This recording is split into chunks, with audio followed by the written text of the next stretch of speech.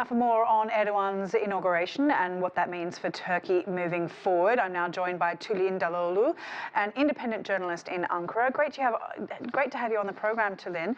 Now, Erdogan names his cabinet today, or has named his cabinet today. Now, they will be tasked with handling an economic crisis that's worsened since the win of Erdogan. What does his government need to do to get Turkey's economy back on track? That's $1 million question, Sally. Thank you so much for that. But he's almost about to announce his new cabinet.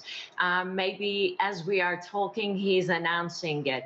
Mehmet Şimşek, who has been the finance minister before, could be the next czar of Turkish economy. Now the bet is whether Mr. Şimşek is going to have a free hand in deciding for the Turkish economy's needs or to fix it or not. And we do not know that because Mr. Erdogan has a track record to have a direct interference into his ministers' handling of their businesses. So we have to wait and see. Maybe, I mean, the bet is in Ankara that Mr. Şimşek, if he becomes the next, minister in charge of the economy, he's going to have a free 3 and 4 months.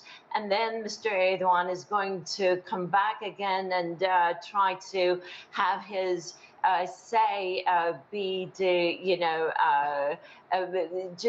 trump up Mr. Şimşek's dealings with the challenges of the Turkish economy. And what I'm trying to say is that Mr. Erdogan has the strong belief that in order to fight against inflation, you have to decrease the interest rate, which has totally become the opposite in the United States and the European Union and countries. So we have to wait and see how this is going to go ahead. But you're perfectly right on saying that we certainly do have an economic crisis in Turkey. And Erdogan is Turkey's longest serving leader, and it's probably fair to say that he faces considerable diplomatic challenges amid tensions with, the West. It's been getting worse over the years. So what does that mean for international relations? How will a more emboldened Erdogan either mend or create more divisiveness among nations?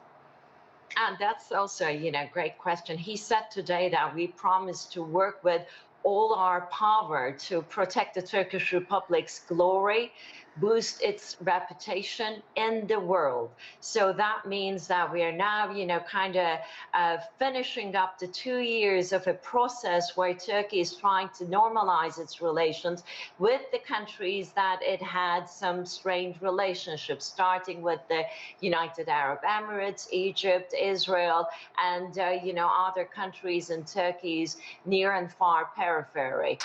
What about NATO? Well, do you think that we'll see Sweden join NATO? It is very likely. NATO Secretary General Jens Stoltenberg also attended the ceremony today, and Mr. Erdogan had extended personal greetings to him while he was delivering his speech, and we know that they are going to have a bilateral meeting tomorrow. And what it is Mr. Stoltenberg is also going to bid his farewell in the Vilnius NATO summit, which is coming up in July 11 and 12. And so he's really trying his best to have Sweden as the 32nd member of NATO. Turkey, under Erdogan's leadership, is not against NATO's open door policy, nor it is against Sweden's membership to NATO.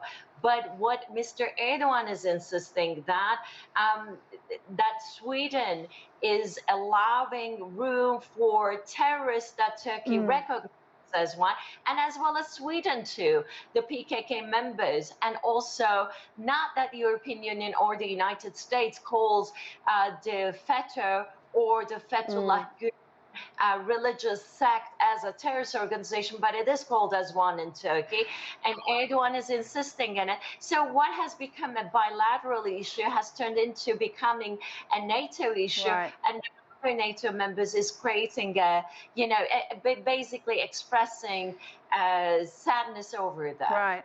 Now, the president's speech today addressed unity and solidarity several times. He also talked about a liberal and more inclusive constitution. But at his victory speak just a week ago, supporters were chanting death to Demirtas, the Kurdish HDP leader.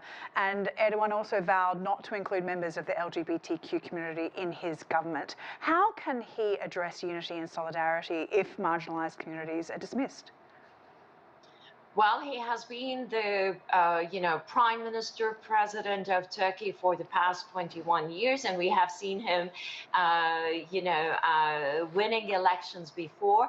And each and after these elections, he delivers this balcony speeches, and in these balcony speeches, he talks about unity, and but the words does not match the deeds. So he's winning these elections basically by polarizing people, and now the result of this election shows that 1 out of every 2 people is either for Mr. Erdogan or, or to see him out of power. So it's either for him or against him.